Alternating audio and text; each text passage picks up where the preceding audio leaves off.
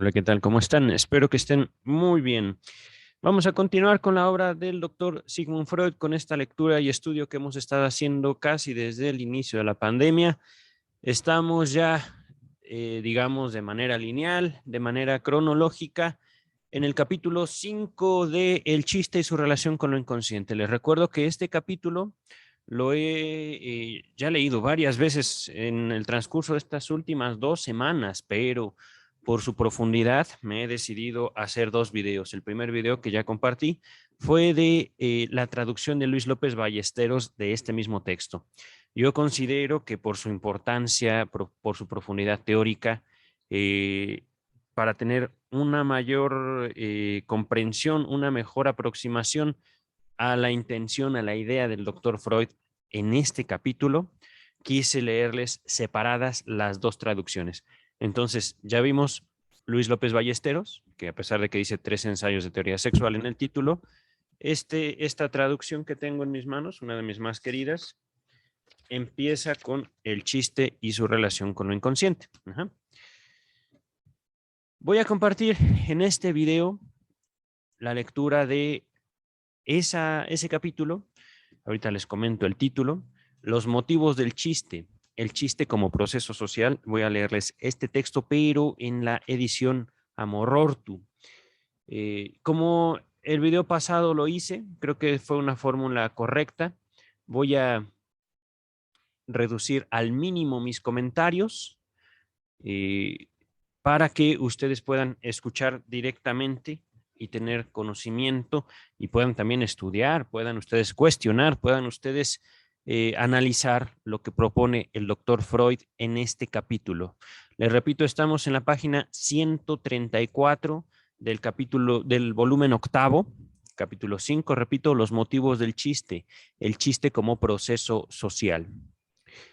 Dice el texto, podría parecer superfluo referirse a los motivos del chiste, puesto que es preciso reconocer en el propósito de ganar placer el motivo suficiente del trabajo del chiste. Sin embargo, por una parte, no está excluido que otros motivos participen en su producción y, además, con relación a ciertas notorias experiencias, es inexcusable plantear el tema del condicionamiento subjetivo del chiste. Sobre todo, dos hechos lo vuelven obligatorio. Aunque el trabajo del chiste es un excelente camino para ganar placer desde los procesos psíquicos, harto se ve que no todos los seres humanos son capaces en igual manera de valerse de este medio.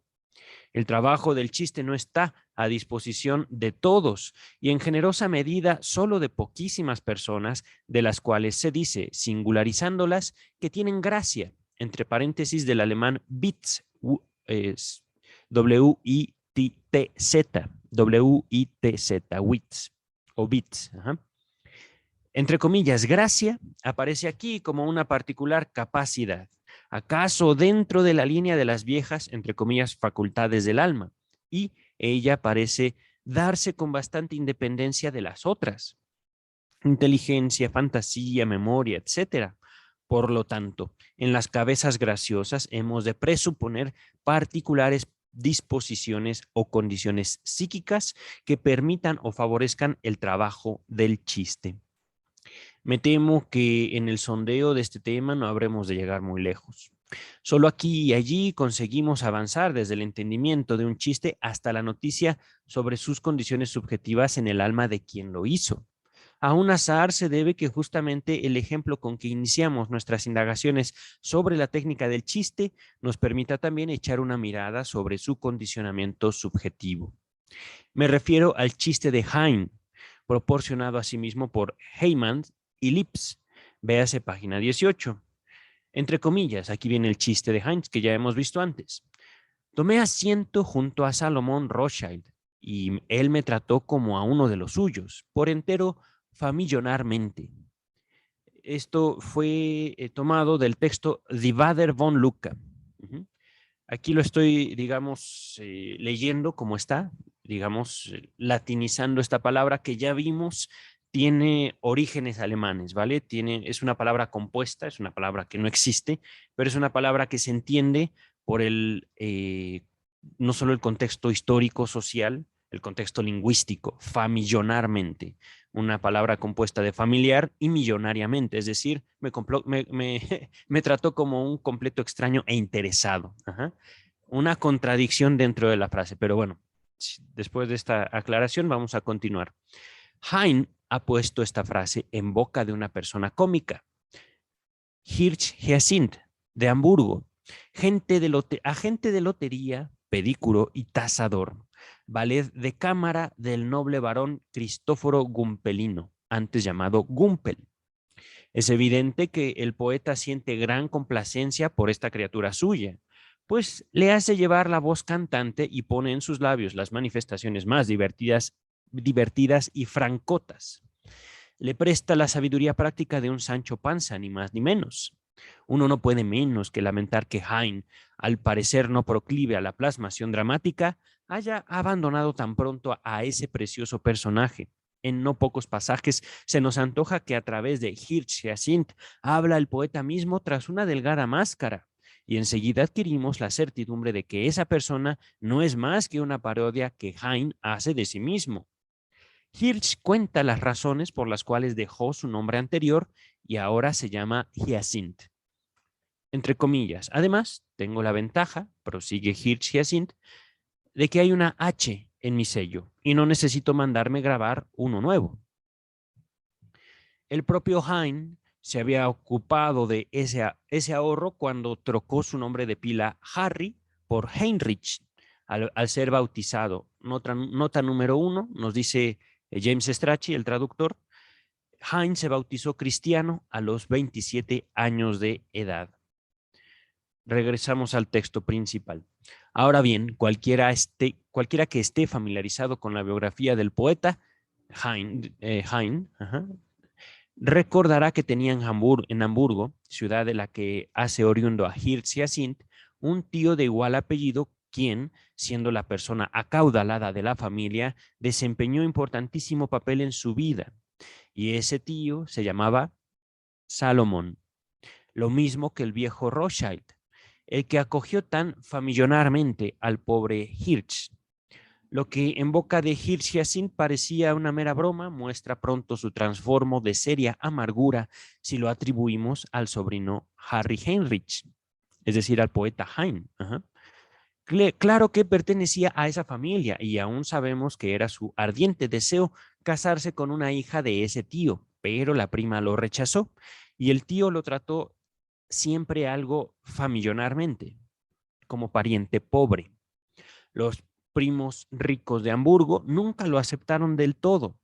Y yo me acuerdo del relato de una vieja tía mía, emparentada por matrimonio con la familia Heine, siendo una joven y hermosa señora, se encontró en la mesa familiar cierto día vecina de un sujeto que le pareció desagradable, a quien los demás trataban con menosprecio. No se sintió movida a mostrarse afable con él. Solo muchos años después se enteró de que ese primo relegado y desdeñado era el poeta Heinrich Heine. Numerosos testimonios probarían cuánto hubo de sufrir Heine en su juventud y aún más tarde por esa desautorización de sus parientes ricos. Entonces, el chiste, familiarmente, ha crecido en el suelo de esa profunda emoción subjetiva. Es decir, y esto es comentario mío, un gran dolor, un gran sufrimiento. Continúa el texto. ¿Acaso en muchos otros chistes del gran satírico se podrían conjeturar parecidas condiciones subjetivas, pero no sé de otro ejemplo en que pudiera iluminárselas de un modo tan convincente? Por eso andaríamos descaminados, es decir, un poquito equivocados, pretendiendo formular algo más preciso acerca de la naturaleza de esas condiciones personales. Y por otra parte, no sería nuestra primera inclinación reclamar para cada chiste unas condiciones genéticas, es decir, de origen, tan complejas como estas. Tampoco en las producciones chistosas de otros hombres famosos nos resulta más fácil obtener la intelección buscada. Tal vez uno reciba la impresión de que las condiciones subjetivas del trabajo del chiste no suelen distar mucho de las que presiden la contracción de una neurosis. Por ejemplo, si se entera de que Lichtenberg sufría de hipocondría grave y toda clase de rarezas lo aquejaban. La gran mayoría de los chistes, en particular los nuevos, producidos a raíz de las ocasiones del día, circulan anónimamente. Podría intrigarnos averiguar a qué clase de gente se reconduce esa producción. Si como médico uno llega a conocer a una de estas personas que, a uno descollando en otros terrenos, es decir, destacando, poseen en su círculo fama de graciosas y autoras de muchos chistes felices, ¿acaso les sorprenda descubrir que ese talento chistoso es una personalidad escindida, es decir, dividida y predispuesta a contraer neurosis? Pero la insuficiencia de los documentos nos disuará, es decir, nos va a convencer de que no vayamos por ese camino. No hay documentación, no hay información, no se guarda, digamos, ese tipo de registros. Ciertamente, continúa el texto, de postular una constitución psiconeurótica semejante como condición regular o necesaria para la formación del chiste. Quisiera poner todo esto en otras palabras. Para vivir hay que estar ciertamente un poquito loco. Ajá. Y por ello ser capaz de reírse del desfortunio, buscar placer incluso en el dolor propio. Continúa el texto. Antes de continuar, bueno, no, ya, sin comentarios, voy a omitir mis comentarios lo más posible. Un caso más transparente, dice el doctor Freud, lo proporcionan otra vez los chistes de judíos creados por los propios judíos, como ya hemos consignado, pues las historias sobre ellos de otro origen casi nunca superan el nivel del chascarrillo o la irrisión brutal. Véase página 105. Ahorita continuamos, ¿vale? Aquí, como en el chiste, familiarmente, de Heine, parece destacarse la condición de estar envuelto uno mismo, y el significado de esta última condición residiría en que así la persona haya estorbadas la crítica o agresión directas, que solo mediante unos rodeos le resultan posibles. Otras condiciones o favorecimientos subjetivos del trabajo del chiste son menos oscuros. El resorte que pulsiona a la producción de chistes inocentes es no rara vez el esfuerzo del alemán Drang, ambicioso de hacer gala de espíritu, de ponerse en la escena, pulsión esta que debe ser equiparada a la exhibición en el ámbito sexual. La presencia de numerosas mociones inhibidas cuya sofocación ha acreditado cierto grado de labilidad constituirá la predisposición más favorable para producir el chiste tendencioso. Antes de continuar, aquí es justamente donde me encuentro con el uso de palabras en la edición Amor-Rortu que resultan un poquito difícil. Dicho en otras palabras, y haciendo como que una unión de las dos traducciones que hemos estado viendo, la producción de chistes se da gracias a la represión del autor, que por supuesto no es una represión perfecta. Y esto quiero enfatizarlo. La represión siempre es parcial. Aquí nos dice el texto, voy a repetirlo, la presencia de numerosas mociones inhibidas, numerosos deseos que no llegan a su meta, cuya sofocación ha acreditado cierto grado de labilidad. Digamos, esta palabra labilidad la hemos encontrado poquito, pero es una palabra que también nos ilustra mucho. La habilidad. Ahorita me acuerdo que el diccionario de la Real Academia nos echó una mano, RAE diccionario.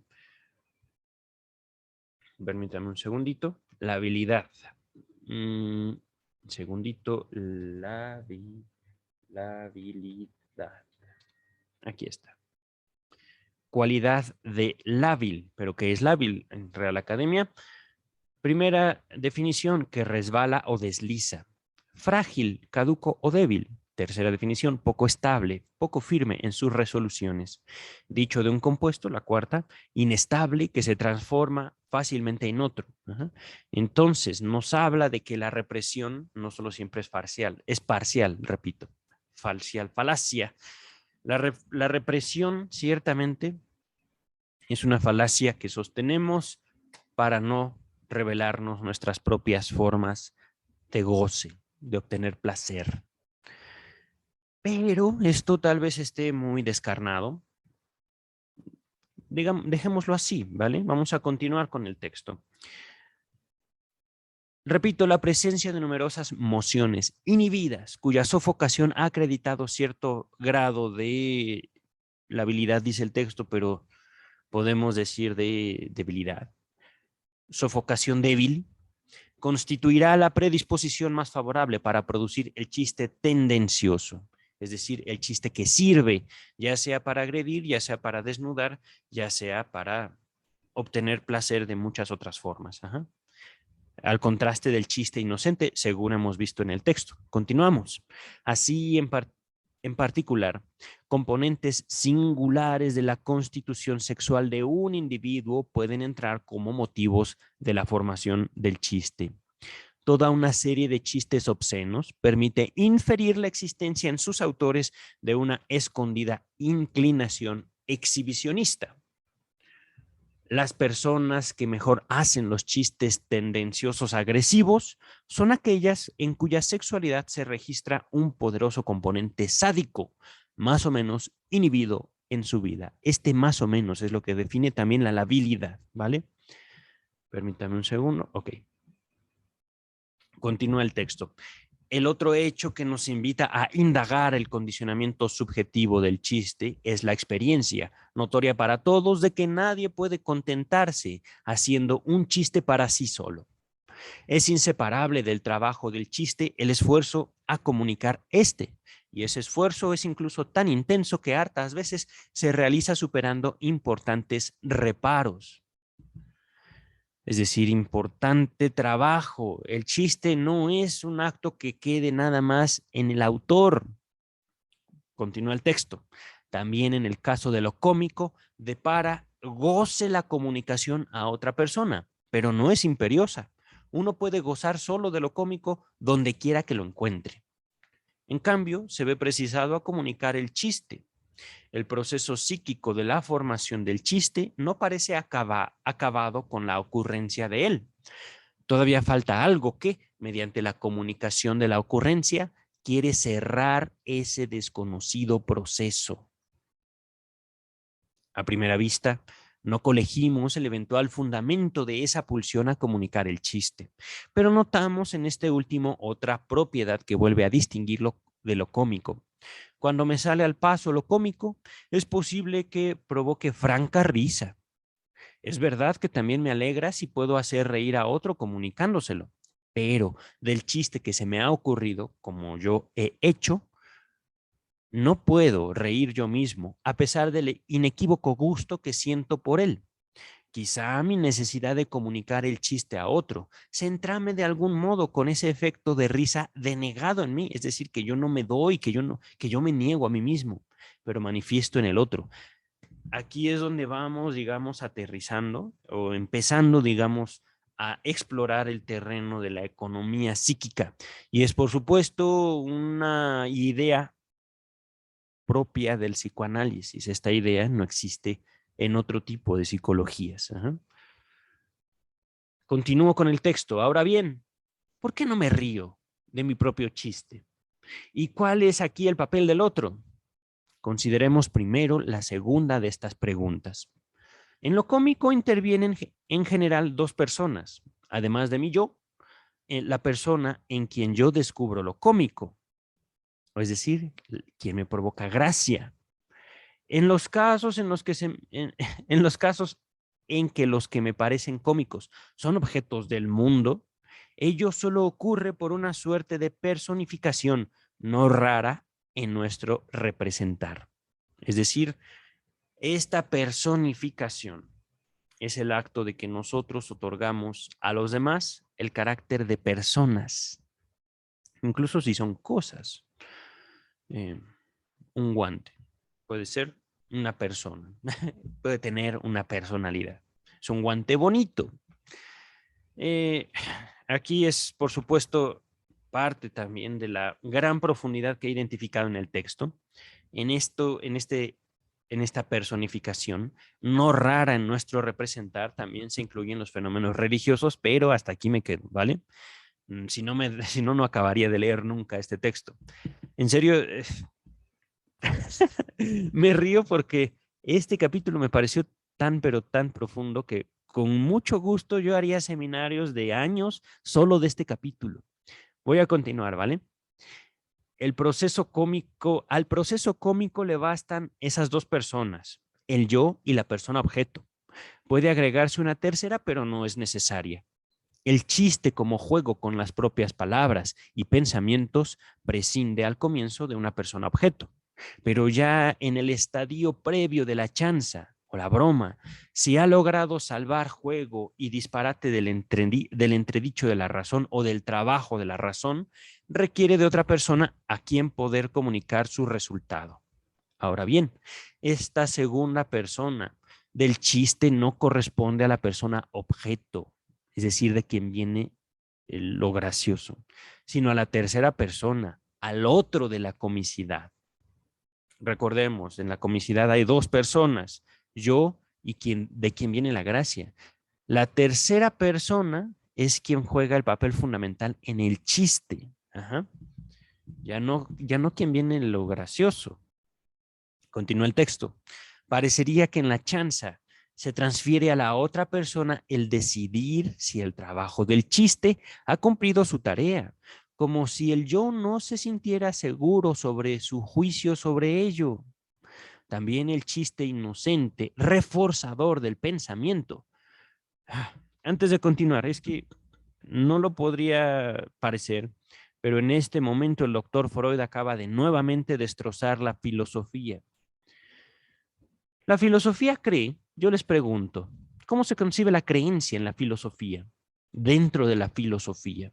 Es que en la filosofía no importa la creencia, ciertamente, lo que importa son los argumentos, pero hay que creer en los argumentos. Realmente una lógica, digamos, que trata de rescatar los argumentos y demostrarlos como válidos, con el tiempo se demuestra al momento de enfrentar la subjetividad, enfrentar las diferencias. Ustedes piensan distinto que yo. Ahí es donde termina la lógica, que sostiene básicamente a toda la filosofía. Esto, por supuesto, es una elaboración que les presento así, por las experiencias que he tenido. Y pobrecitos de los filósofos que me encontré. En fin, ¿qué le vamos a hacer? Retomo el texto. También el chiste inocente, reforzador del pensamiento, requiere del otro para comprobar si ha alcanzado su propósito. Cuando el chiste se pone al servicio de tendencias desnudadoras u hostiles, puede ser descrito como un proceso psíquico entre tres personas. Son las mismas que en la comicidad, pero es diverso el papel de la tercera. El proceso psíquico del chiste se consuma entre la primera, el yo, y la tercera, la persona ajena, y no como en lo cómico, entre el yo y la persona objeto. También en la tercera persona del chiste tropieza este último con unas condiciones subjetivas que pueden volver inalcanzable la meta de la excitación de placer. Shakespeare lo advierte en Trabajos de amor perdidos, acto 5, escena 2. Permítanme, voy a leerles la traducción. Que una chanza prospere depende del oído, de quien la escucha, nunca de la lengua, de quien la hace. Alguien en quien reine un talante ajustado a pensamientos serios no es apto para corroborar que, en efecto, la chanza logró rescatar el placer en la palabra. Y otra vez, aunque no lo parezca, Freud vuelve a patear a la filosofía en los testículos. ¿Por qué? Queridos escuchas, si ustedes buscan lógica, si ustedes buscan razonar, les va a resultar la vida prácticamente insoportable. Ajá. Aquí una muy brevecita de mi propio libro. Parece que el mundo ha olvidado que fue niño. Parece que como adultos olvidamos lo que de niños nos daba gusto de la vida, parafraseando mi propio libro. Los niños tienen una capacidad de adquirir placer del mundo infinita, infinita. Tienen una capacidad de jugar con las palabras, de jugar con los elementos en lo cual se funda la ciencia, pero no más.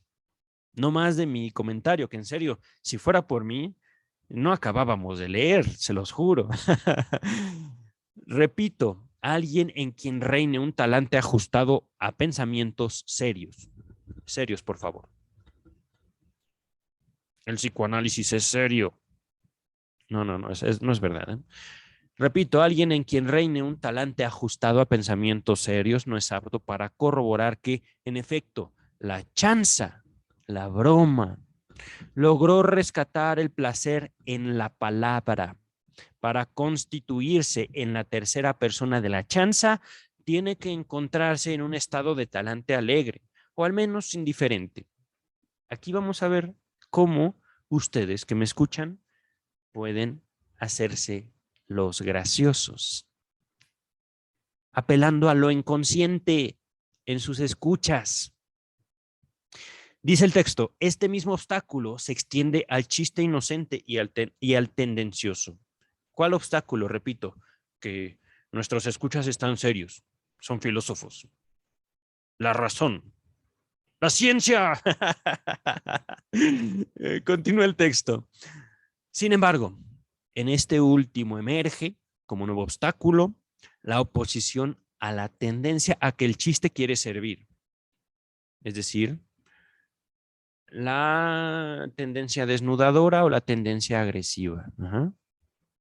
Consideren eso, el grado, digamos, de exhibicionismo que tienen los serios o el grado de agresión, eso es muy común, el grado de agresión que tienen los serios hacia el mundo, las personas serias también, las mujeres serias.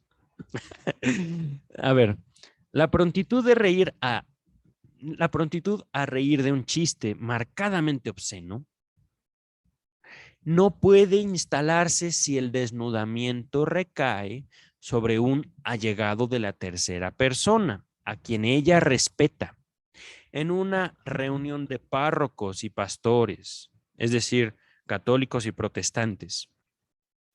Nadie osaría aludir a la comparación que hace Heine de los sacerdotes católicos y protestantes con los empleados de un gran comercio y unos pequeños comerciantes respectivamente. Esto se vio en la página 82 y 83. Continúa el texto. Ante una platea de amigos devotos de mi oponente, las más chistosas invectivas que yo pudiera aducir contra él no se considerarían chistes, sino invectivas, es decir, agresiones.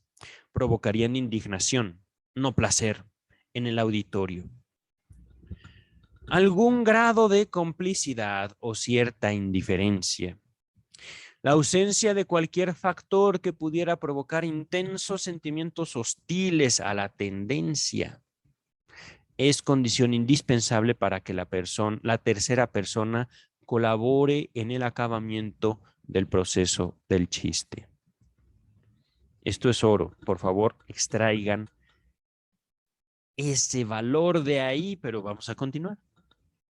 Pues bien, cuando no medían esos obstáculos para el efecto del chiste, sobreviene el fenómeno sobre el que versa nuestra indagación. O sea que el placer que el chiste ha deparado prueba ser más nítido en la tercera persona que en la autora del chiste.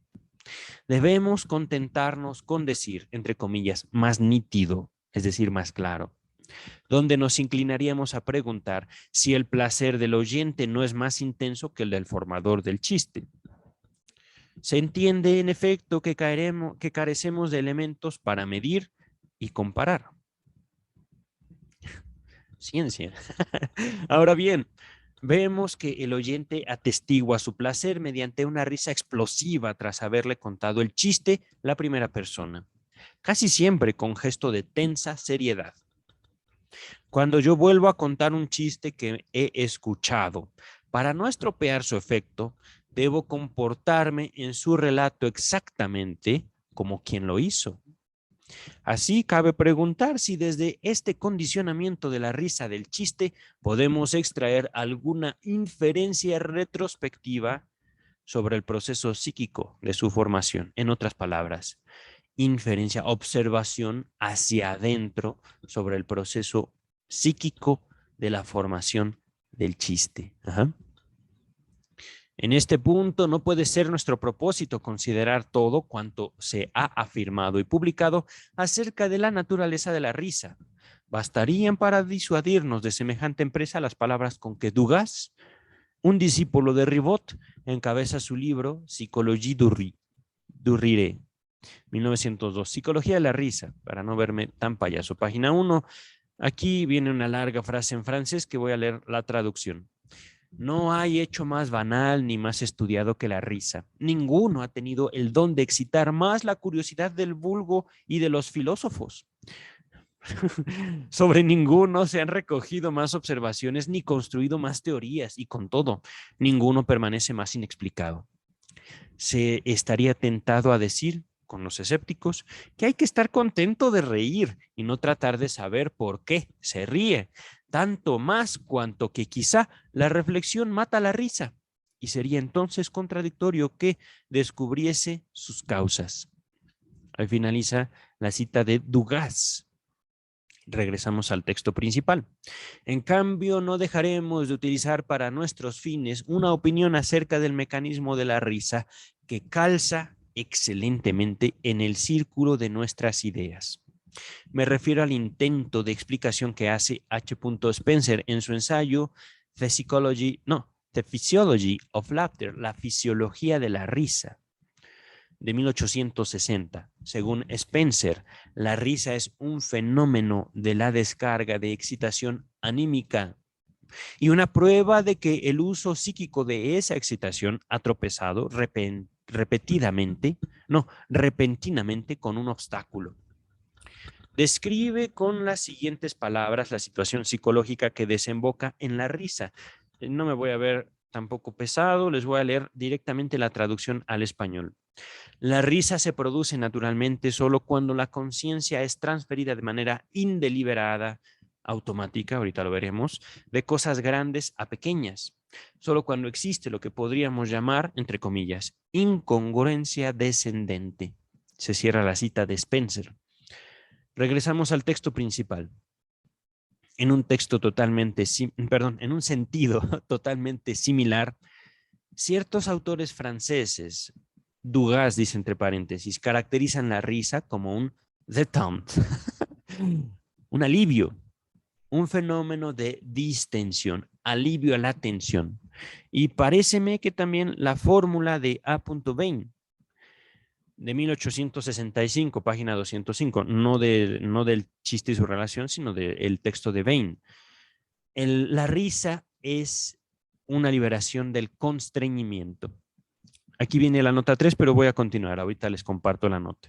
Bain diverge de la concepción de Spencer, mucho menos de lo que pretenden hacernos creer ciertos autores. Aquí viene la nota 3, les comentaba. Miren, me he saltado la nota 2. ¿En dónde viene la nota 2? Ok. La nota 3 nos dice Strachey. Esa sentencia de Bain se cita erróneamente en todas las ediciones anteriores del chiste. Ay, gracias, Strachey. No sabíamos que Freud se equivocaba, perdona. Así, un alivio al constreñimiento. Aquí viene un alivio de la restricción, empero, o sin embargo, la leve diferencia de matiz no afecta a lo que Freud quiere demostrar. Gracias, Strachey. Es decir, tu comentario fue inútil. Gracias. Me salté la nota número 2 acerca de la cita de Spencer. Esto de que la risa resulta de un automatismo, digámoslo así, cuando pasamos la atención de lo grande a lo pequeñito. Una incongruencia descendente, es lo que decía Spencer. A eso, Freud hace una observación en la nota número 2. Dice Sigmund Freud. Diversos puntos de esta definición pedirían un examen a fondo en una indagación sobre el placer cómico. Otros autores lo han emprendido ya. Y por lo demás, no es nuestra tarea aquí. No me parece que Spencer haya dado una explicación feliz de la razón por la cual la descarga haya justamente aquellos caminos cuya excitación da por resultado la imagen somática, es decir, el cuerpo, en el cuerpo de la risa. Repito, no me parece que Spencer haya dado una explicación feliz de la razón por la cual la descarga que nos provoca la risa haya justamente aquellos caminos cuya excitación da por resultado la imagen somática de la risa. Es decir, es un planteamiento interesante, pero no se explica por qué reímos, siendo que hay otras formas de aliviar tensión. Continúa la nota 2. Respecto del tema, tratado con prolijidad antes y después de Darwin, pero nunca tramitado o finalizado de manera definitiva, del esclarecimiento, repito, respecto del tema del esclarecimiento fisiológico de la risa y por tanto de la derivación o interpretación de las acciones musculares características de ella, querría brindar un único aporte, que yo sepa, el gesto característico de sonreír, el estiramiento de las comisuras de la boca, aparece por primera vez en el lactante satisfecho y saciado cuando, adormecido, suelta el pecho. Antes de continuar con la nota 2. Este es un comentario que hice en el video pasado, pero que les va a ayudar mucho en una concepción que ustedes puedan hacer del psicoanálisis. Lo inconsciente es lo infantil en nosotros. No solo niños, adultos, no solo individuos, sino comunidades, sociedades, la cultura. Ajá. Me dedico a estudiar este tipo de manifestaciones, el desarrollo de la vida infantil en mi libro, ¿vale? Pero vamos a continuar. Por supuesto, les recuerdo que al final de este video les voy a dejar un enlace a la lectura que hago de mi libro, por si no quieren o no pueden comprarlo. De todos modos, lo comparto, digo, ¿qué problema hay? Está ya en este canal, una lista de reproducción con todo mi libro leído para ustedes. Continúo con la nota 2. Ajá. Entonces, el gesto característico de sonreír, el estiramiento de las comisuras de la boca, aparece por primera vez en el lactante satisfecho y saciado, cuando adormecido suelta el pecho. En ese caso, es un correcto movimiento expresivo, pues corresponde a la resolución de no tomar más alimento.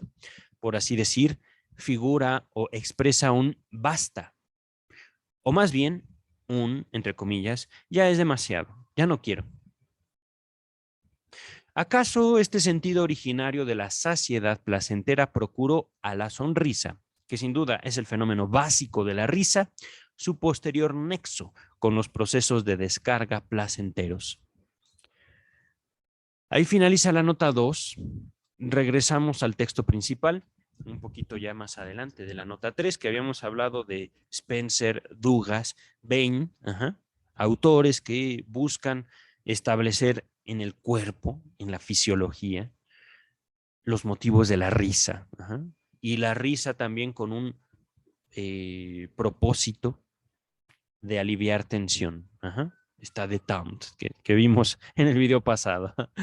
Detente.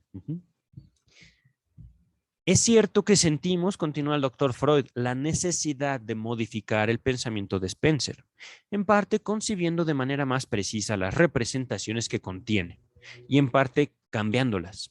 Diríamos que la risa nace cuando un monto de energía psíquica antes empleado en la investidura de cierto camino anímico, de cierto camino psíquico, ha devenido inaplicable, de suerte que puede experimentar una libre descarga.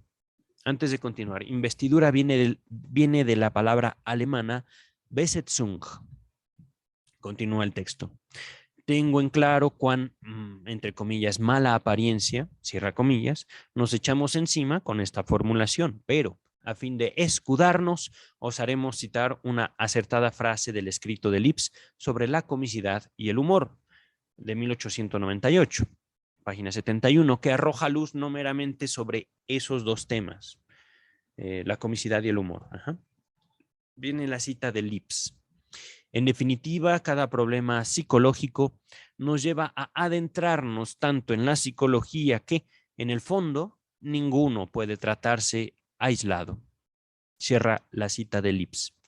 Los conceptos de, entre comillas, energía psíquica y, entre comillas, descarga, y el abordaje de la energía psíquica como una cantidad se me han convertido en hábitos de pensar desde que comencé a dar razón en términos filosóficos de los hechos de la psicopatología. Y ya en la interpretación de los sueños de 1900 intenté, en armonía con Lips, situarlo, entre comillas, eficaz, genuinamente psíquico, cierra comillas, en los procesos psíquicos en sí inconscientes y no en los contenidos de conciencia. Nota número 4. Dice Sigmund Freud, véase las secciones sobre la fuerza psíquica, etcétera, en el capítulo octavo, del citado libro de Lips. Entre comillas, es una cita de Lips. Es válida entonces la tesis general. Los factores de la vida psíquica no son los contenidos de conciencia, sino los procesos psíquicos en sí inconscientes. La tarea de la psicología, en caso de que no quiera limitarse a describir los meros contenidos de conciencia, tiene que constituir entonces en inferir desde la constitución de los contenidos de la conciencia y de su concatenación temporal, es decir, de su asociación temporal, concatenación, encadenados, ¿vale? La naturaleza de aquellos procesos inconscientes. La psicología tiene que ser una teoría de esos procesos, los inconscientes. Empero, una psicología de esta índole pronto descubrirá que existen numerosas propiedades de esos procesos no representadas en los correspondientes contenidos de la conciencia. Lips, 1898, páginas 123 a 124. Véase también el capítulo séptimo de mi obra, La interpretación de los sueños, volumen quinto de Amor Rortu, acá está. Páginas 599 a la 602 y por supuesto les recuerdo que ya para estos momentos tenemos la interpretación de los sueños totalmente estudiada en este espacio. Al final también les voy a dejar una liga a toda la lectura y estudio que hicimos de la interpretación de los sueños. Regresamos al texto principal. Solo cuando hablo de investidura. Y antes de continuar, es cierto, estamos hablando de energías. Repito, energía psíquica, descarga, energía psíquica como una cantidad. Podríamos de aquí, digamos, tomar algunos fenómenos cotidianos como excitación, como atención. No que ustedes pongan atención, sino como el fenómeno de la atención en general. Nosotros somos capaces de desplazar nuestra energía psíquica de tiempo en tiempo y de objeto en objeto, ¿vale? Entonces, retomando la lectura, solo cuando de investidura de caminos psíquicos, entre comillas, investidura de caminos psíquicos, parezco distanciarme de los símiles o comparaciones usuales en Lips. Las experiencias acerca de la desplazabilidad de la energía psíquica a lo largo de ciertas vías asociativas y acerca de la conservación indestructible casi de las huellas de procesos psíquicos me han sugerido, de hecho, ensayar esa figuración del alemán Verbildlichung, que también puede traducirse como ilustración. Repito, las experiencias acerca de la desplazabilidad de la energía psíquica a lo largo de ciertas vías asociativas y acerca de la conservación indestructible casi de las huellas de procesos psíquicos me han sugerido, de hecho, ensayar esa figuración o ilustración de lo desconocido, es decir, de la mecánica de los fenómenos inconscientes. Para evitar un malentendido, dice Freud, debo agregar que no intento proclamar como esos tales caminos a células y haces, ni a los sistemas de neuronas, ni a los sistemas de neuronas nerviosas. No dice nerviosas, dice neuronas nada más. Repito, para evitar un malentendido, debo agregar que no intento proclamar a esos tales caminos a células y haces, ni a los sistemas de neuronas que hoy hacen sus veces. Si bien es forzoso que esos caminos sean figurables, es decir, sean representables, podamos tener una idea de esos caminos, de una manera que aún no sabemos indicar, repito, este es un texto de 1905, por unos elementos orgánicos del sistema nervioso. Antes de continuar, viene aquí la nota a pie de página número 5. Nuevamente James Strachey, pero no lo vamos a, ya no lo vamos a eliminar, pobrecito Strachey. La nota 5 nos dice, en verdad, 10 años antes, en su proyecto de psicología, que ya estudiamos aquí, de 1895, Freud había hecho una tentativa minuciosa, en, pero abortada. Repito, Freud había hecho una tentativa, es decir, un acercamiento minucioso, muy trabajado, pero abortada, es decir, desechado, para demostrar precisamente eso. ¿Qué es eso? Que lo inconsciente está en el cerebro. Y ciertamente, lo inconsciente, como lo psíquico, no está en el cerebro. Un ejemplo que no puse en mi libro, pero que les puedo decir claramente. Un cerebro, y hablo de un cerebro, un sistema nervioso, un cerebro con sus nervios, completamente sano, pero por supuesto sin un cuerpo y por supuesto sin un mundo que lo excite, es totalmente inútil. Entonces, con esta ilustración, pretendo introducirlos a ustedes a que la neurología no aporta a la psicología. La mente es más que el cerebro, pero bueno, dejémoslo así. En serio, podría estarme aquí años, pero tengo otras cosas que hacer. Quiero aprender a andar en moto. A ver, vamos a ver. Regresamos al texto principal. Les compartí la nota 5. Estamos ahorita en la página 141 y ya no estamos tan lejos. Vamos más de la mitad. Dice Freud, según nuestro supuesto, entonces, en la risa están dadas las condiciones para que experimente libre descarga una suma de energía psíquica hasta ese momento empleada como investidura. Investidura. Ahorita hablamos de investidura. Dice el texto, ahora bien, es cierto que no toda risa es indicio de placer, pero sí lo es la risa del chiste. Esto nos inclinará a referir ese placer a la cancelación de la investidura mantenida hasta el momento. Podemos entender, digamos, la investidura como un proceso, ya sea consciente o inconsciente, de desplazamiento de la energía psíquica. Ajá. Atención. Es como una forma de enumerar rápidamente esto de investidura. Ajá. ¿A qué le estás poniendo atención? ¿A qué? Puede ser. Y de hecho, este es un ejemplo, ¿no? Mi camisa amarilla se borra por la pantalla verde, ¿no? El fondo de pantalla verde embiste, se desplaza, atrapa mi camisa amarilla, que no tendría por qué. Es amarilla, ajá, se alcanza a ver poquito. Atrás está verde, es un verde más claro que Hulk. Vamos a continuar. A ver en qué me quedé. Hablando de investidura, ajá. El chiste, retomemos el tema. Cuando vemos que el oyente del chiste ríe, mientras que su creador no puede hacerlo, esto importa decirnos que en el oyente es cancelado y descargado un gasto de investidura, mientras que a raíz de la formación del chiste surgen obstáculos, sea en la cancelación, sea en la posibilidad de descarga. Difícil sería caracterizar mejor el proceso psíquico del oyente, de la tercera persona del chiste, que destacando que adquiere el placer del chiste con un ínfimo gasto propio. Por así decir, se lo regalan.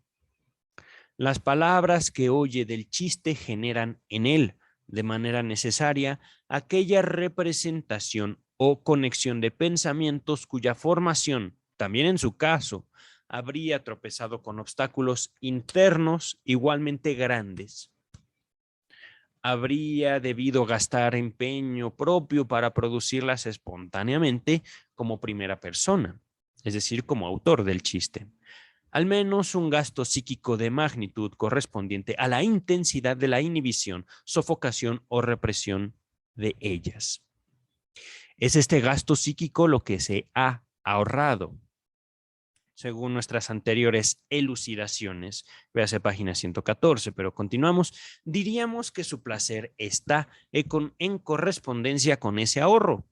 Según nuestra intelección del mecanismo de la risa, diremos más bien que la energía de investidura empleada en la inhibición ha devenido de pronto superflua al producirse la representación prohibida, siguiendo el camino de la percepción auditiva. Y es por eso, y por eso está pronta a descargarse a través de la risa.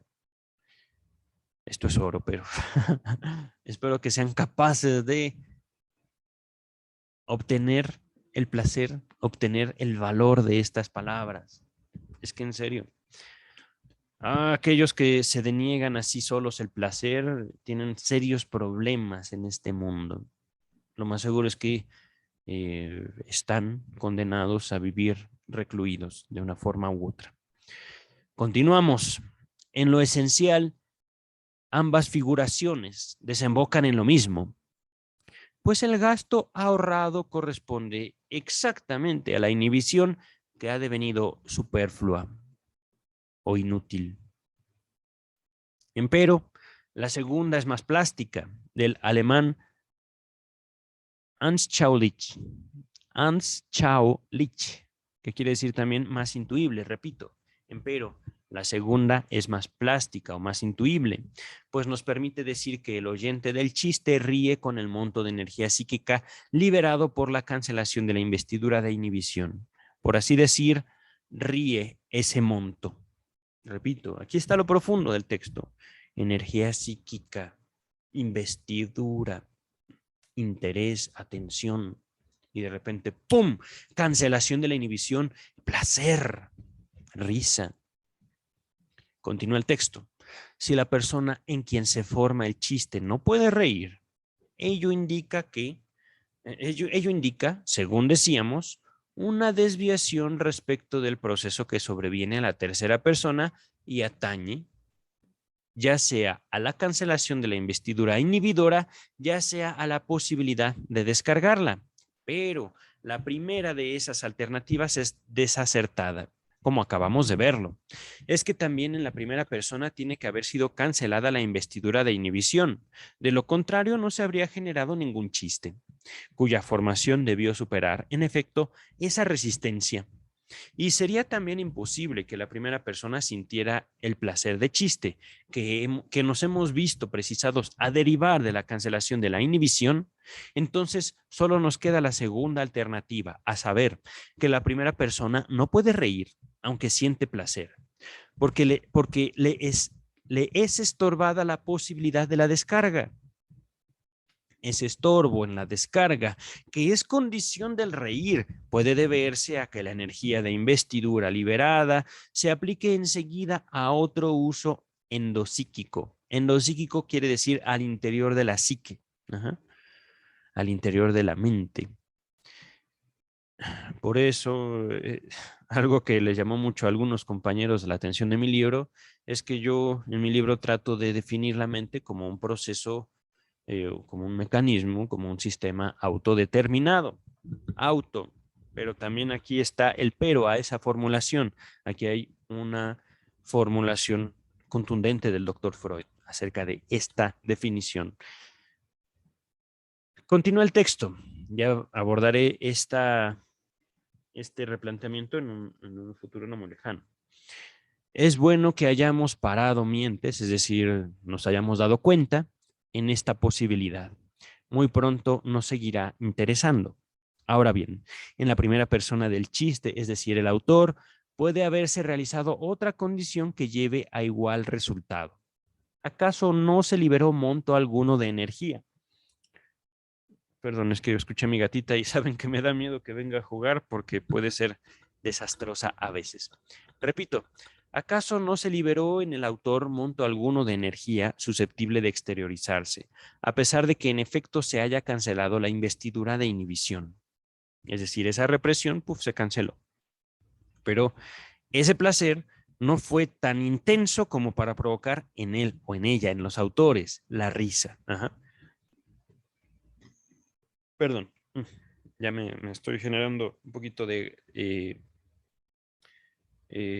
gases, digámoslo así. Estoy eructando un poquito por la lectura a voz alta. Continúa el texto.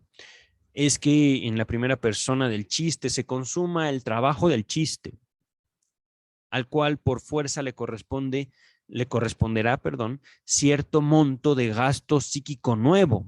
Es decir, por eso no alcanza, a pesar de que hay placer, a esa intensidad. Ajá. Le costó trabajo llegar a ese pensamiento, a esa representación, a esas ideas, a esas palabras. Les costó trabajo. Dice el texto, la primera persona aporta, pues, la fuerza misma que cancela la inhibición. De ahí resulta para ella seguramente una ganancia de placer, hasta muy considerable en el caso del chiste tendencioso. Los chistes que desnudan o que agreden, que atacan. Pues dice el texto, pues el propio placer previo ganado por el chiste, por el trabajo del chiste, toma a su cargo la ulterior cancelación de la inhibición. No obstante, en todos los casos el gasto del trabajo del chiste se debita, de débito, se debe a, de la ganancia obtenida a raíz de la cancelación de la inhibición. De ahí viene el placer del chiste. La cancelación de la inhibición, continúa el texto. Ese mismo gasto que el oyente del chiste no tiene que solventar. En apoyo de esto que decimos, se puede aducir todavía que el chiste pierde su efecto reidero, es decir, que provoca risa, aún en la tercera persona, tan pronto como se la invita a hacer un gasto de trabajo de pensamiento. Ahí está, energía psíquica, la energía psíquica en cantidad. Trabajo de pensamiento. Nos ponemos a estudiar, nos ponemos a pensar, ya el chiste pierde su gracia. Continúa el texto. Las alusiones del chiste tienen que ser llamativas, las omisiones fáciles de contemplar. Al despertarse el interés del pensar consciente, se imposibilita por lo general el efecto del chiste. En esto reside una importante diferencia entre chiste y acertijo. Es posible que la constelación psíquica en el curso del trabajo del chiste no favorezca en modo alguno la libre descarga de lo ganado. Parece que no estamos aquí en condiciones de obtener una intelección más profunda. Hemos conseguido esclarecer mejor una de las partes de nuestro problema, a saber, por qué la tercera persona ríe, que la otra, la de averiguar por qué la primera persona no ríe. Como quiera que fuese, ahora podemos, ateniéndonos a estas intuiciones acerca de las condiciones del reír y del proceso psíquico sobrevenido a la tercera persona, esclarecernos de manera satisfactoria toda una serie de propiedades del chiste bien notorias, pero que no habían sido comprendidas.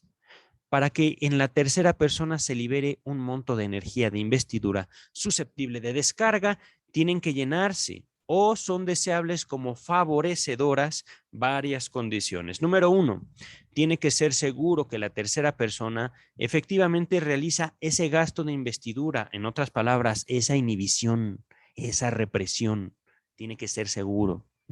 Número 2, debe impedirse que esté, una vez liberado, que este gasto de investidura, que esta represión, una vez liberada, encuentre otro empleo psíquico en vez de ofrecerse a la descarga motriz.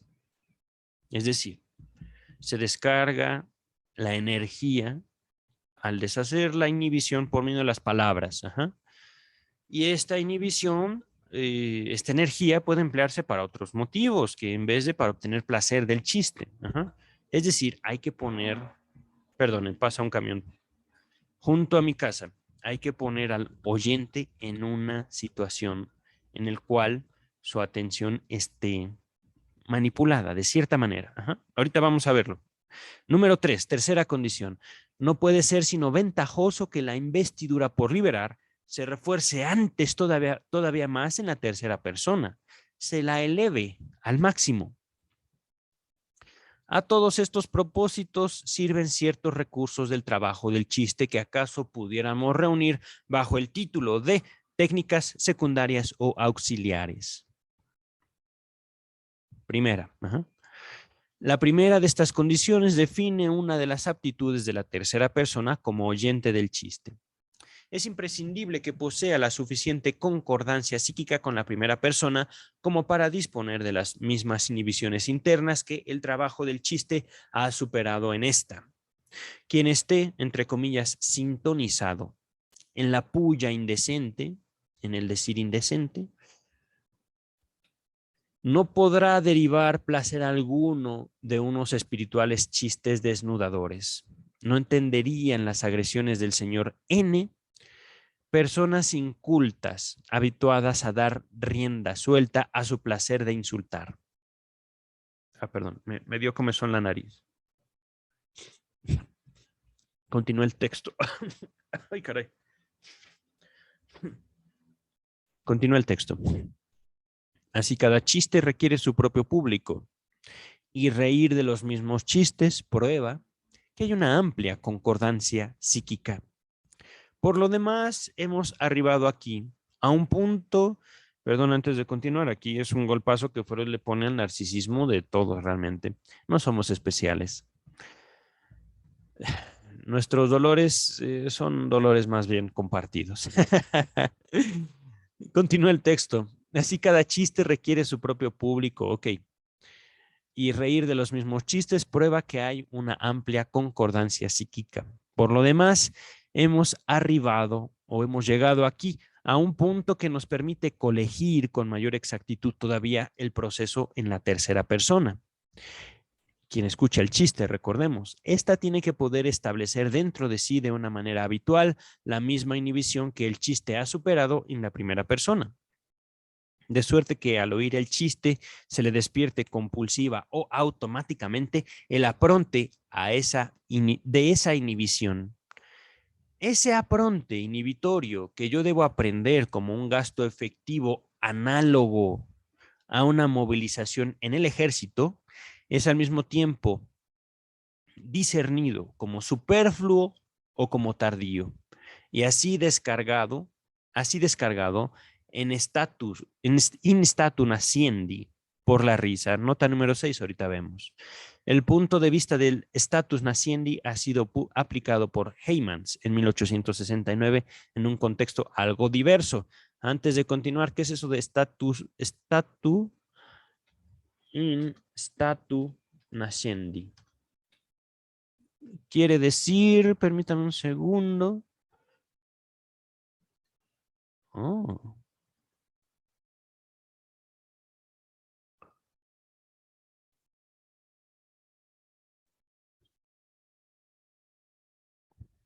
Permítame un segundo. Tejido naciente. El término sustancia naciente se refiere en química al estado de un compuesto químico o un elemento químico en el momento de su formación en el curso de una reacción química. Oh, qué tremendo. Aquí, antes de continuar con el texto, que ahí finaliza el punto número 1, lo psíquico, este capítulo nos lo podría, digamos, lo podríamos representar como un fluido. Un fluido que se mueve, que abarca, que inviste, que envuelve. Y no es la primera vez, es con esto del status nascendi, que Freud va a comparar el psicoanálisis con la química. El psicoanálisis entonces es la descomposición de ese fluido que podríamos decir está vivo. Por eso es tan difícil a veces poder dar cuenta del psicoanálisis.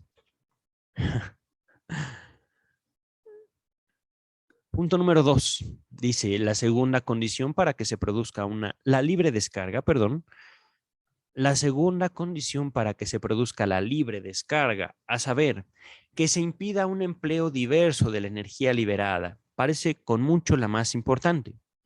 Proporciona el esclarecimiento teórico del incierto efecto que producirá el chiste cuando los pensamientos que expresa evoquen en quien lo oye unas representaciones intensamente excitadoras, dependiendo entonces de la armonía o la contradicción entre las tendencias del chiste, por un lado, y la serie de pensamientos que gobierne al oyente por el otro, que la atención se mantenga en el proceso chistoso o se sustraiga de él.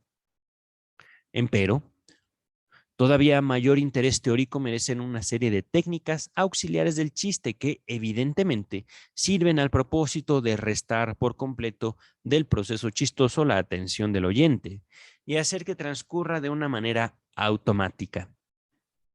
Digo adrede automática y no inconsciente, pues esta última designación sería errónea. Aquí solo se trata de mantener alejado del proceso psíquico que sobreviene cuando se escucha el chiste, el plus de investidura de atención. Repito, aquí solo se trata de mantener alejado del proceso psíquico que sobreviene cuando se escucha el chiste, el plus de investidura de atención. Es decir, relájate un poquito, aquí viene un chiste. Ajá. Tranquilo, tranquila. Estamos en un terreno, estamos haciendo bromas. Ajá. No estamos hablando en serio. No somos filósofos. Continúa el texto. Y la utilidad de estas técnicas auxiliares nos da derecho a conjeturar que precisamente la investidura de atención desempeña un considerable papel tanto en la supervisión como en el nuevo empleo de una energía de investidura liberada.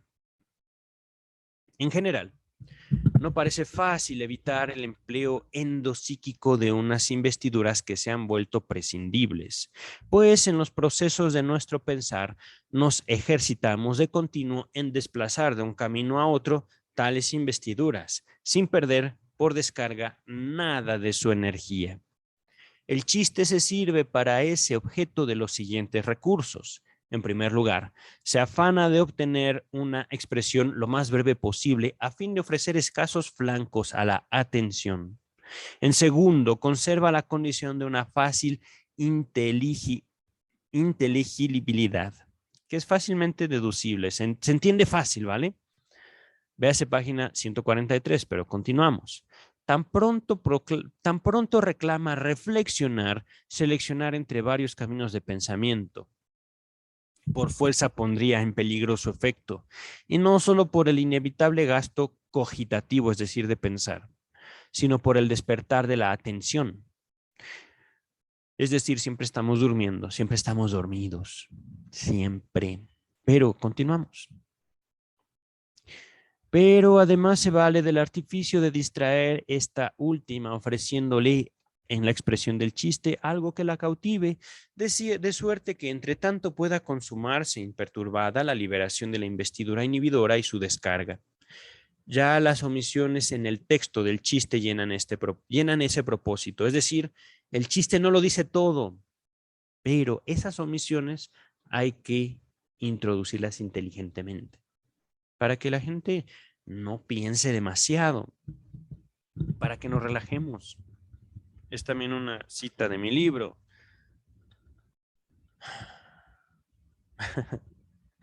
Lo he dicho antes, preocuparnos por nuestra salud mental nos va a enfermar.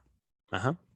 Aprender a reírnos de nosotros mismos es una garantía de ahorrarnos mucho, mucho, mucho en tratamientos. Dice el texto, ya las omisiones en el texto del chiste llenan ese propósito. Incitan a llenar las lagunas y de esa manera consiguen apartar la atención del proceso del chiste. Aquí, en cierto modo, la técnica del acertijo que atrae la atención, véase página 143, pero continuamos, es puesta al servicio del trabajo del chiste. Las más eficaces son las formaciones de una fachada, que hemos hallado sobre todo en muchos grupos de chistes tendenciosos. Véase página 99 y siguiente. Continúa. Las fachadas silogísticas cumplen de manera notable el fin de retener la atención planteándole una tarea. Entran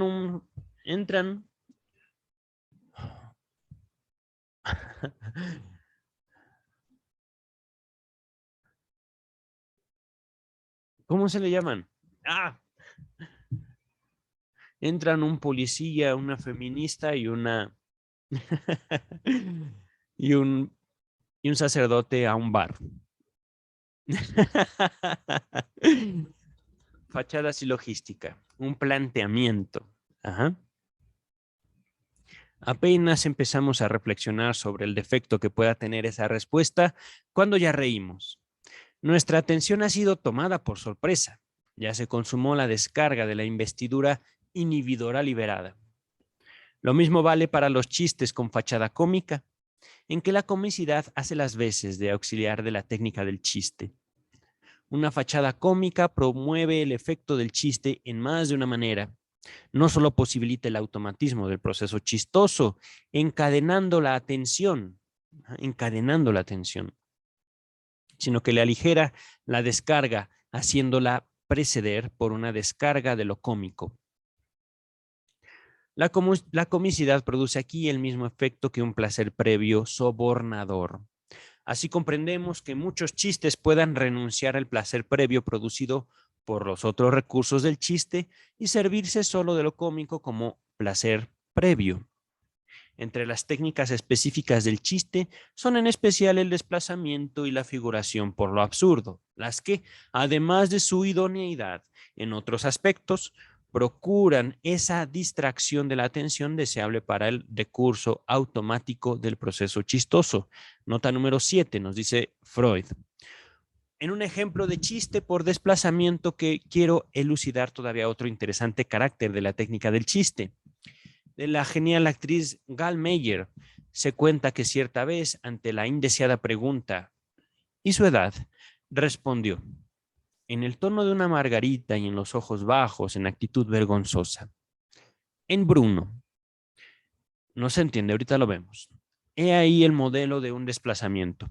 Preguntada por su edad, ella responde indicando su lugar de nacimiento, anticipándose de tal modo a la siguiente pregunta y dando a entender, entre comillas, yo querría omitir esa pregunta, es decir, no me preguntes por mi edad, soy una señorita, por favor.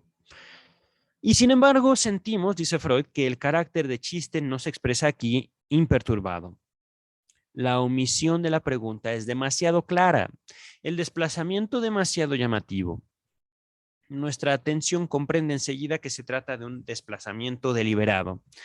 En los otros chistes por desplazamiento, este último está disfrazado. Nuestra atención está cautivada por el empeño de comprobarlo. En un chiste por desplazamiento, véase página 53, la respuesta a la recomendación de montar un corcel, entre comillas, ¿y yo qué hago en Presburgo a las 6:30 de la mañana? Porque este era un chiste de un vendedor que le estaba diciendo, este caballo es bien rápido, usted podía estar en Presburgo a las 6:30 de la mañana. ¿Y yo qué hago allá?, se pregunta el comprador. Es también llamativa, pero, dice Freud, en cambio, obra confundiendo la atención como un disparate. Mientras que escuchando a la actriz enseguida discernimos su expresión de desplazamiento. Es decir, por favor, no me preguntes eso.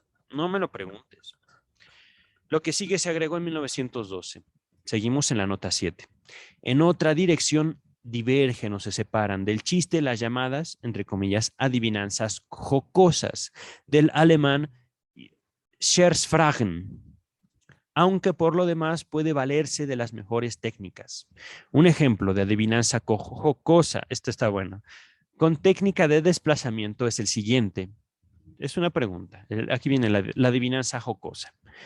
¿Qué es un caníbal que se ha comido a su padre y a su madre? ¿Qué es? Ustedes ya se lo saben. La respuesta es que es un huérfano. La segunda pregunta, ¿y si se ha comido también a todos sus otros parientes? Es un heredero universal. Ajá.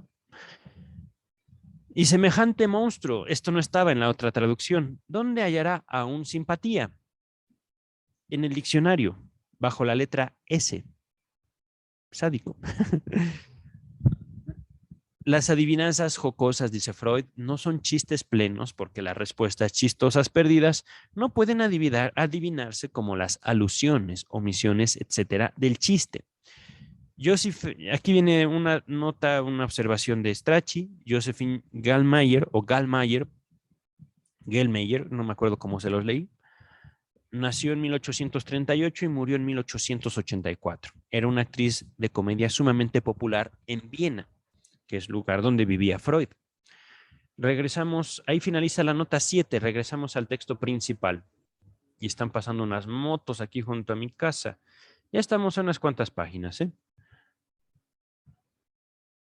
Entonces, finalizamos nota 7.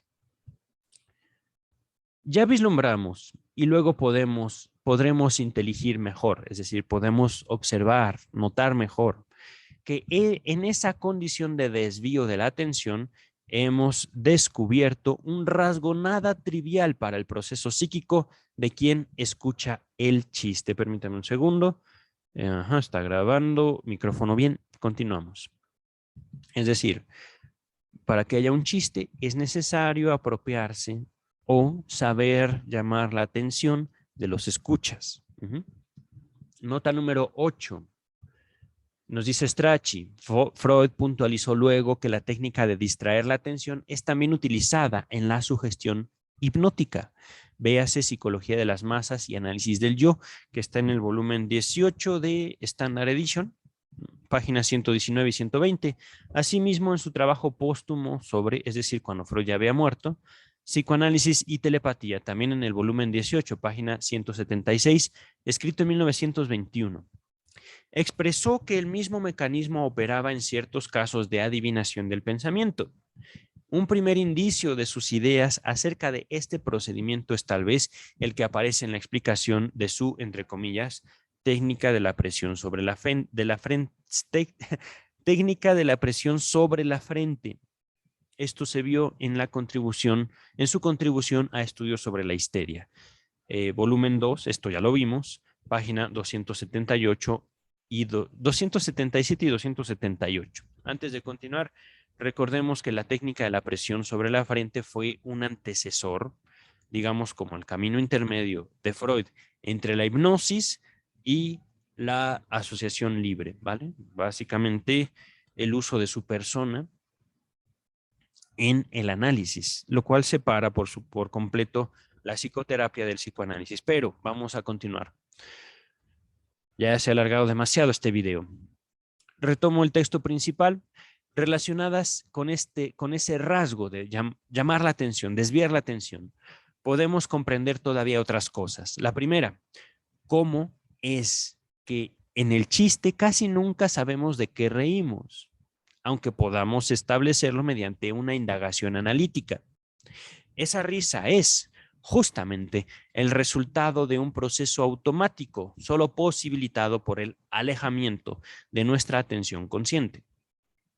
La segunda, entendemos ahora la propiedad del chiste de producir su pleno efecto sobre el oyente solo cuando le resulta nuevo, cuando le sale al paso como una sorpresa.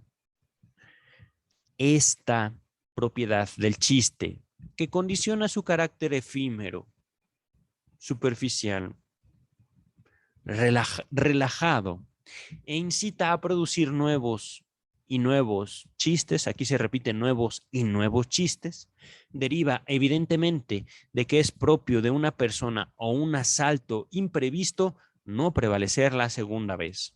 Es decir, hay que estar animados, hay que estar nuevos, hay que saber renovarse. Continúa el texto. Y desde aquí se nos abre el entendimiento del esfuerzo del alemán Drang, que lleva a contar el chiste escuchado a otros que aún no lo conocen. Es probable que la impresión que el chiste produce al recién iniciado devuelva una parte de la posibilidad de goce ausente por la falta de novedad. ¿Acaso un motivo análogo pulsionó o empujó al creador del chiste a comunicarlo a otros? Tercer punto, como favorecedores, facilitadores, aunque ya no como condiciones del proceso chistoso, cito, en tercer lugar, aquellos recursos técnicos auxiliares del trabajo del chiste cuya finalidad es elevar el monto destinado a descargarse y de ese modo incrementar su efecto. Es verdad que la mayoría de las veces acrecientan también la atención dedicada al chiste, pero vuelven inocuo su influjo, cautivándola al mismo tiempo e inhibiendo su movilidad. Todo cuanto produzca interés y desconcierto operará en ambas direcciones, en especial lo disparatado, así como la oposición, el, entre comillas, contraste de representación, lo diferente. Ajá. Pero, ¿qué tiene de relación un sacerdote, un policía y una feminista? ¿Por qué se encuentran en un bar? Ajá. Contraste, diferencia, oposición. Que muchos autores pretenden convertir en el carácter esencial del chiste, pero en el cual yo no puedo discernir otra cosa que un medio de reforzar su efecto. Todo lo desconcertante provoca en el oyente aquel estado de distribución de la energía que Lipps ha designado, entre comillas, estasis psíquica.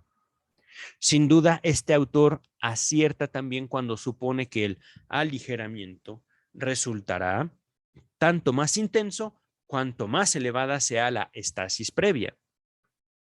Es verdad que esa figuración de Lipps no se refiere de manera expresa al chiste, sino a lo cómico en general, pero puede parecernos harto probable que la descarga en el chiste que aligera una investidura de inhibición sea igualmente llevada al máximo por la estasis, es decir, por el estancamiento.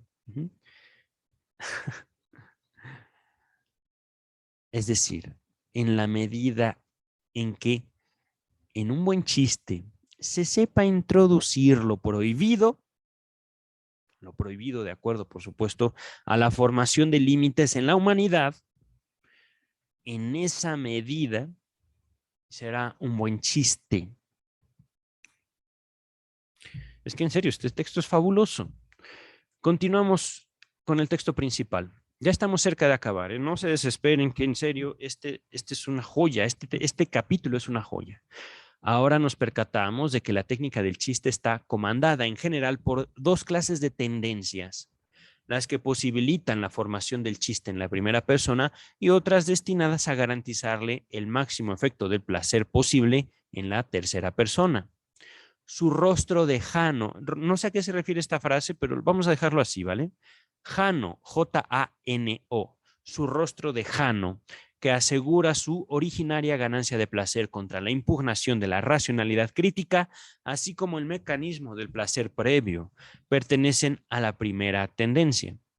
La ulterior complicación de la técnica mediante las condiciones expuestas en este capítulo se produce por miramiento a la tercera persona del chiste, es decir, quien lo escucha, quien lo recibe.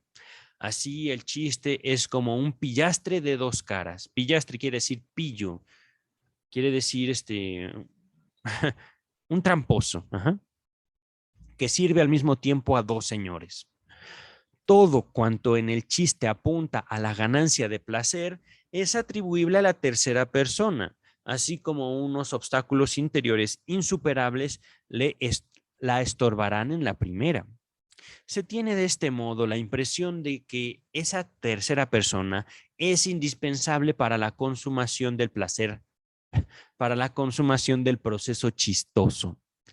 Ahora bien, mientras que hemos obtenido una visión bastante buena de la naturaleza de ese proceso en la tercera persona, sentimos que todavía permanece envuelto en sombras el proceso correspondiente en la primera. De las dos preguntas de la página 137, ¿por qué no podemos reír del chiste hecho por nosotros mismos? ¿Y por qué nos vemos pulsionados o empujados a contar nuestro propio chiste al otro? A la primera no hemos conseguido aún darle respuesta.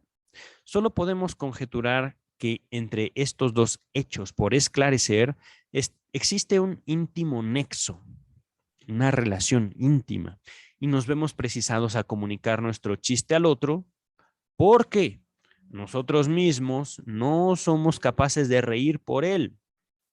Desde nuestras intelecciones sobre las condiciones de la ganancia y descarga de placer en la tercera persona, podemos extraer, respecto de la primera, la inferencia retrospectiva de que en ella faltan las condiciones de la descarga, mientras que las de la ganancia de placer, acaso se llenen solo incompletamente.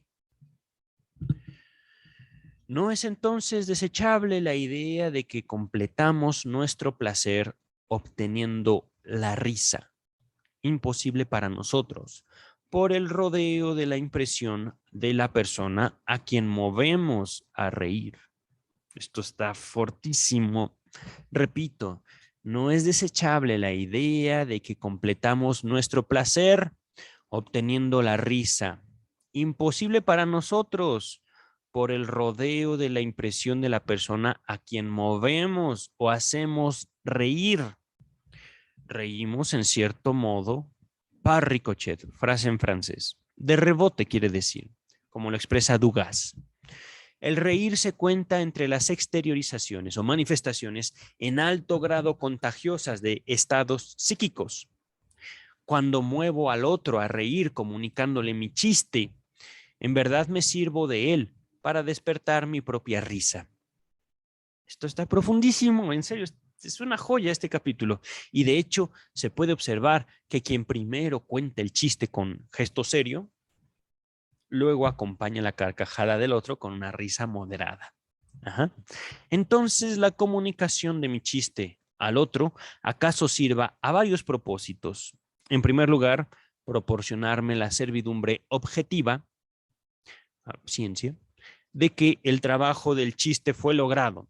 En segundo, completar mi propio placer por el efecto retroactivo de ese otro sobre mí. La risa que del otro tiene un efecto en mí. Y en tercero, al repetir un chiste no producido por uno mismo, es decir, voy a contar un chiste que escuché en otro lado, remediar el menoscabo que experimenta el placer por la ausencia de novedad. Es decir, este chiste me fue nuevo y fue sumamente gracioso. Para recuperar el placer de ese chiste, lo voy a contar. Y por supuesto, lo voy a revivir en mí. Continúa el texto. Ya estamos por terminar. Al concluir estas elucidaciones sobre los procesos psíquicos del chiste, en tanto se desenvuelven entre dos personas, podemos arrojar una mirada retrospectiva hacia el factor del ahorro, que, desde nuestro primer esclarecimiento sobre la técnica del chiste, entrevimos como sustantivo para su concepción psicológica. A tiempo, es decir, hace tiempo, que hemos superado la concepción más evidente, pero también la más trivial, de este ahorro, a saber, que con este ahorro, se trata de evitar un gasto psíquico en general, lo cual se conseguiría por la mayor limitación posible en el uso de palabras y en el establecimiento de nexos en lo pensado.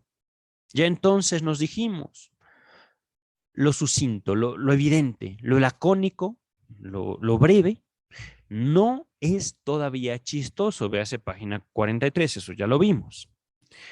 La brevedad del chiste es una brevedad particular, justamente chistosa, entre comillas. Es cierto que la originaria ganancia de placer que procuraba el juego con palabras y pensamientos procedía de un mero ahorro de gasto, pero con el desarrollo del juego hasta el chiste, también la tendencia a la economía, es decir, al ahorro, debió replantear sus metas.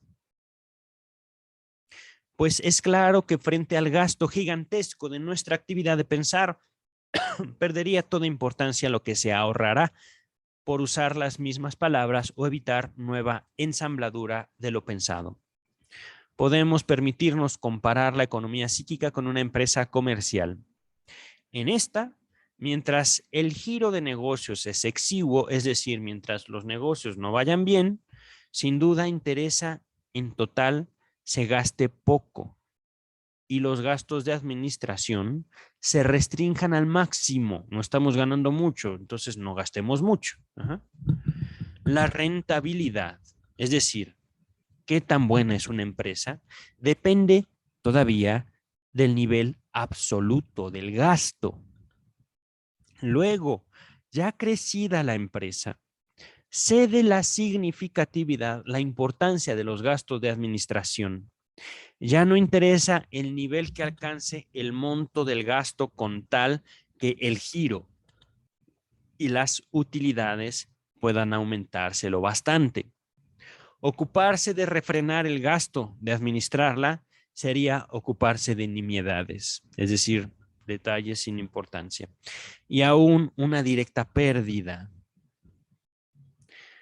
Pero importaría un error suponer que, dada la magnitud absoluta del gasto, ya no queda espacio para la tendencia al ahorro.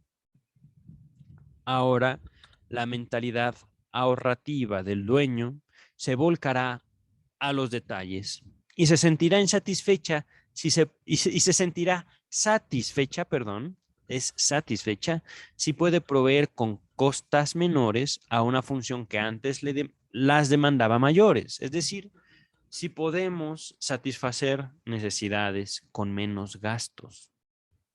Por pequeño que pudiera parecer ese ahorro en comparación al nivel total del gasto.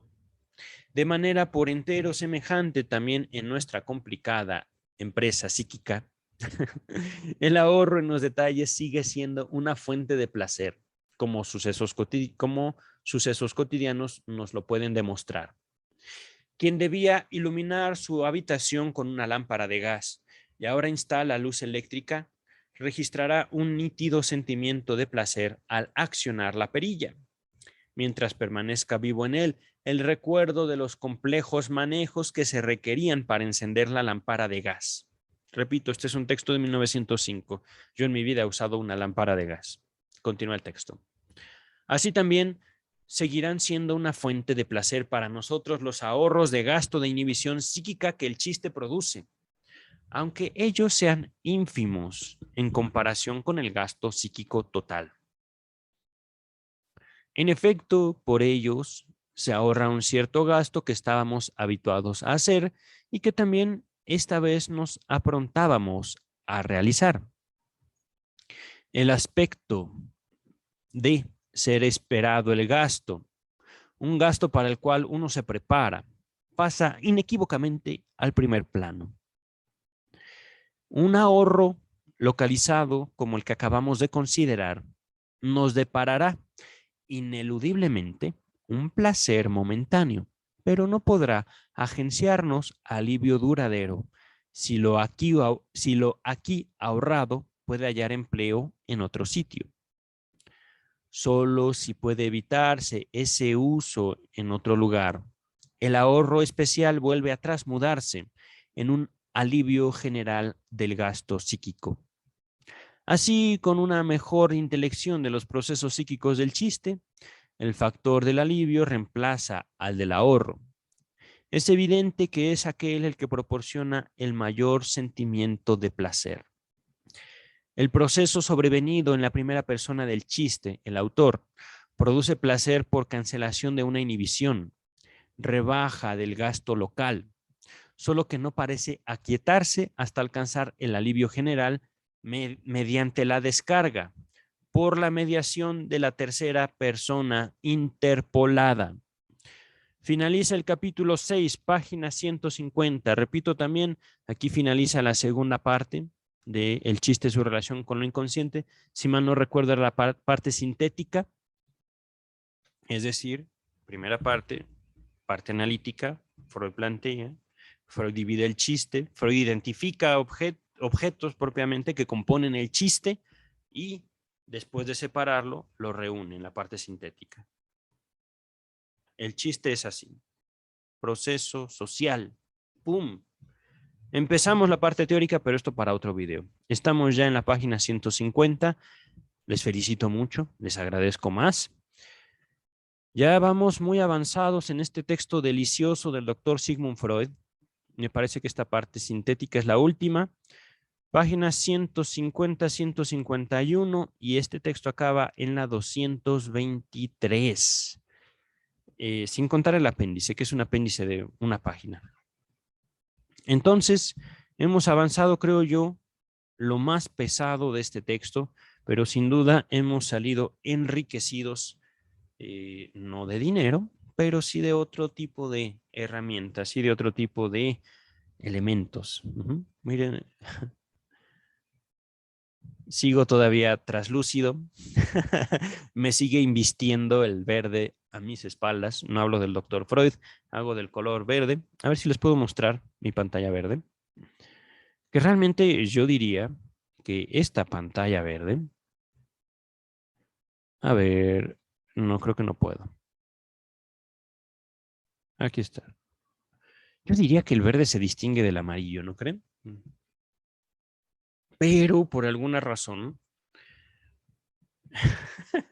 este verde pasó a invadir, pasó a investir el amarillo de mi playera. Cuídense mucho, nos estamos viendo pronto para la lectura, el estudio, el análisis del capítulo 6 del chiste y su relación con lo inconsciente, que tiene por título El vínculo del chiste con el sueño y lo inconsciente. Wow. Nos estamos viendo.